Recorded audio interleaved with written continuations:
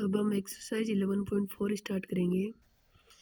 इसमें मैंने पहले वाली वीडियो में बता दिया था कि इसमें सिलेंडर, क्यूबॉइड, क्यूब और जो कौन है उनके वॉल्यूम के बारे में बताया हुआ है। वॉल्यूम और कैपेसिटी।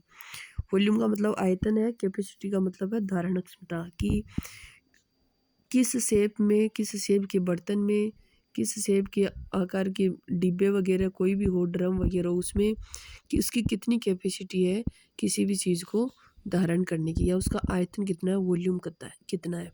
देखो, जो एरिया होता है वो तो ये होता है कि कोई भी चीज़ कितनी जगह घेरती है।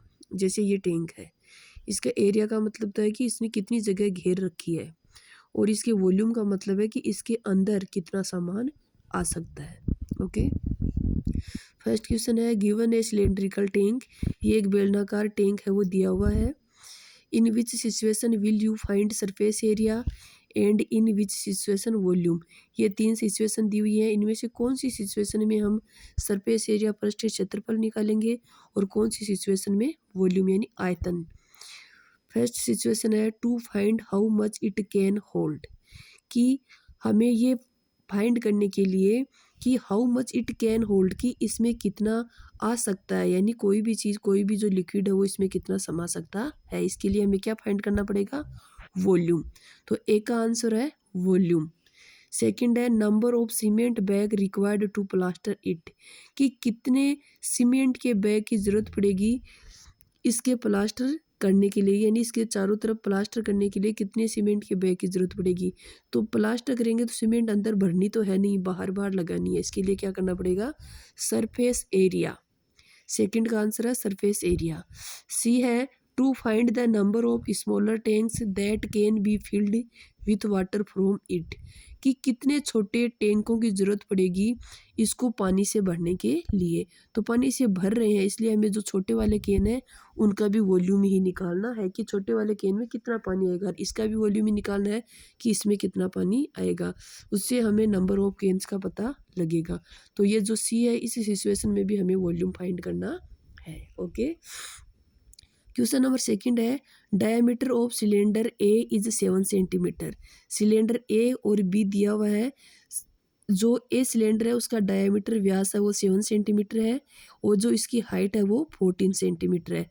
सेकंड जो सिलेंड्रिकल जो टैंक है या सिलेंडर है, टैंक है, डिब्बा है, जो भी है, इसका जो डायमीटर है वो 14 सेंटीमीटर है व्यास, और इसकी जो हाइट है वो 7 सेंटीमीटर, एक दूसरे के अपोजिट है। ठीक है, देखिए diameter of cylinder B is 14 centimetre and height is 7 centimetre. Without doing any calculation volume of both the cylinders, sorry, can you suggest whose volume is greater, कि बिना हल किए, बिना सॉल्यूशन के आप क्या ये बता सकते हो कि कौन सा ए और बी में से कौन से का जो वॉल्यूम है, आयतन है, वो बड़ा है।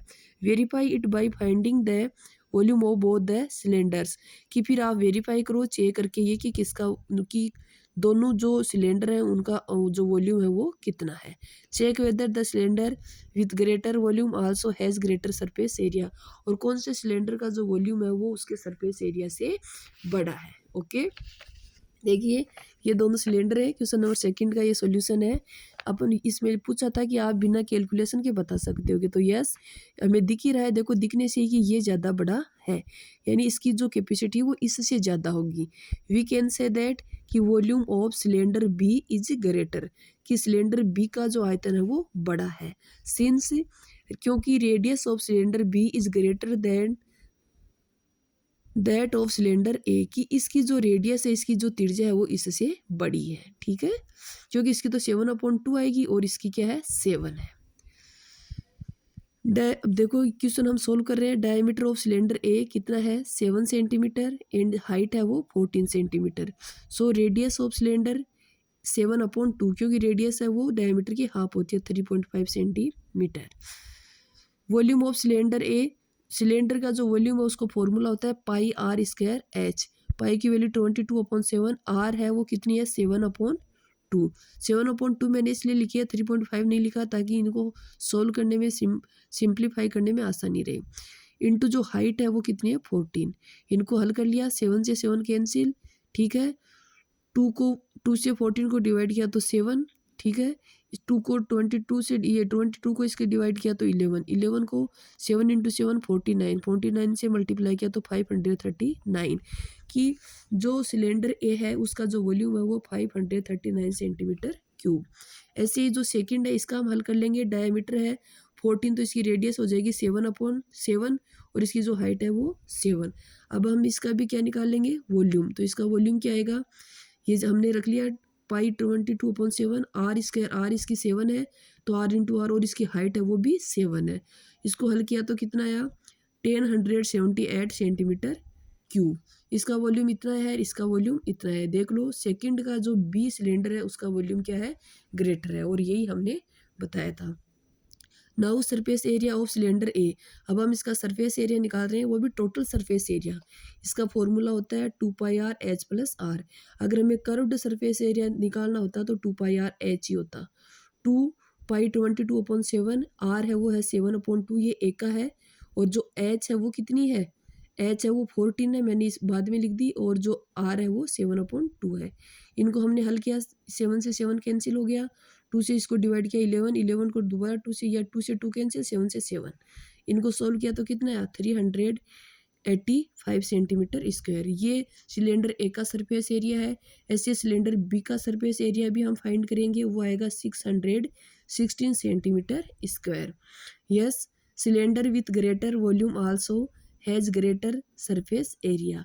इसका मतलब क्या है, हम ये देख रहे हैं कि जो सिलेंडर है वो सरफेस एरिया है उससे ज़्यादा क्या रखता है, वॉल्यूम। ओके, देखिए इसका वॉल्यूम 539 था, जबकि इसका सरफेस एरिया 385 है। इसका वॉल्यूम 1078 था, जबकि इसका सरफेस एरिया वो 616 है। तो जो वॉल्यूम है वो ग्रेटर है देन सरफेस एरिया। ओके।